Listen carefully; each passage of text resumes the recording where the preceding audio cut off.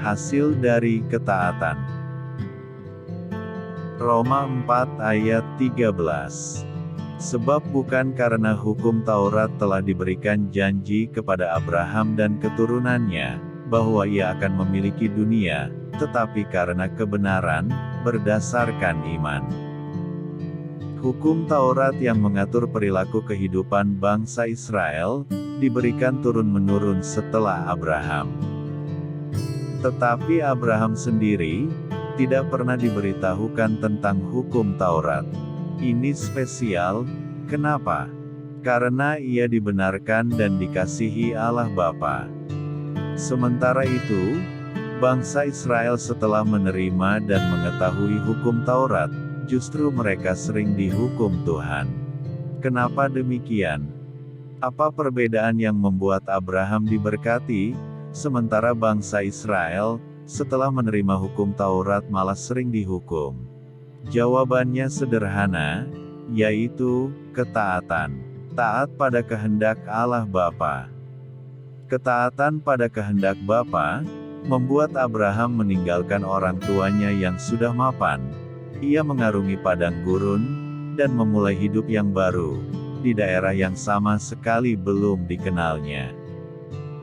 Ketaatan pada kehendak Bapa pula yang membuat Abraham tidak serakah dan menyerahkan pilihan tanah kekuasaan kepada Lot, keponakan yang mengikuti perjalanannya.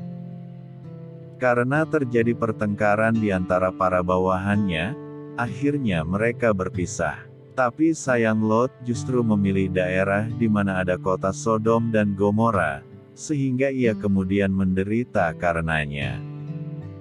Ketaatan pada kehendak Allah Bapa juga yang membuat Abraham berani mengorbankan Ishak, anaknya.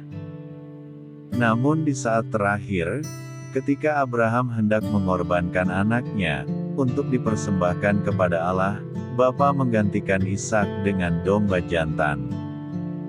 Yang menarik dalam cerita Abraham ini adalah, karena hanya ada sedikit masalah pelanggaran hukum yang bisa kita temui di sana.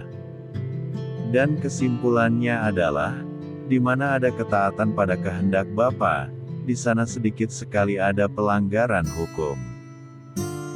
Firman Tuhan bukan dimaksud agar kita beroleh keselamatan kekal, tetapi firman Tuhan juga menuntun kita untuk mencapai hidup sejahtera di dunia ini.